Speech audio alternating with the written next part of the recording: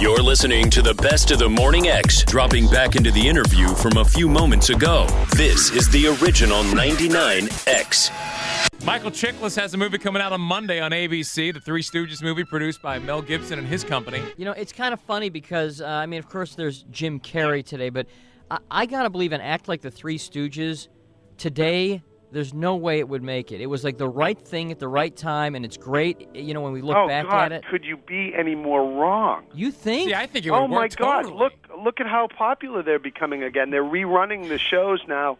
It could be a cult but thing I now. think it's popular because it was so brilliant. In other words, I don't think you could recreate it. It was so right at the right time. Well, they just did. They animated it, Beavis and Butthead.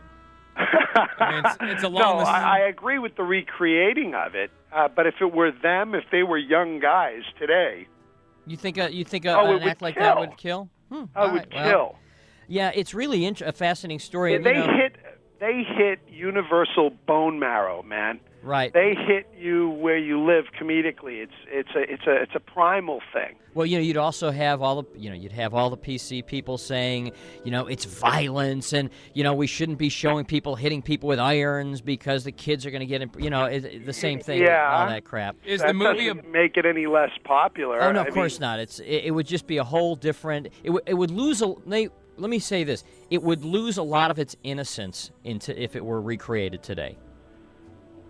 Yeah, I'd have to go with that. Okay. You know? Yeah, because everybody frickin' analyzes everything. Exactly. Overanalyzes. Exactly. We're talking to Michael Chiklis, who plays Curly in the new Three Stooges movie. I know you have to go. Is this 2 hours? Is it more of a behind-the-scenes look? It's some behind-the-scenes look. We do a couple of recreations, but I don't think anybody wants to see a movie that's just recreations of what the greatest did. Was it more dramatic than comedic? Or is it both? Yes, absolutely. It's, you know, they led 50 years of a show business life that was incredibly rich and fascinating, and you won't believe the things you find out. I mean, I had no idea. All I knew was that Moe, Curly, and Shemp were brothers. Other than that, I knew nothing about them personally, and I found out so many things about them in this movie, making it. How far does the movie take us through their career? It takes us from the 20s when they were a vaudeville act all the way until they died. And Curly was only like in his late 40s when he died, wasn't he?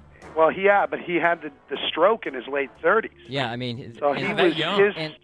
His career was absolutely cut short. And you talk about it's a rich movie, but in the emotional sense, but the reality is also that these guys made very little money.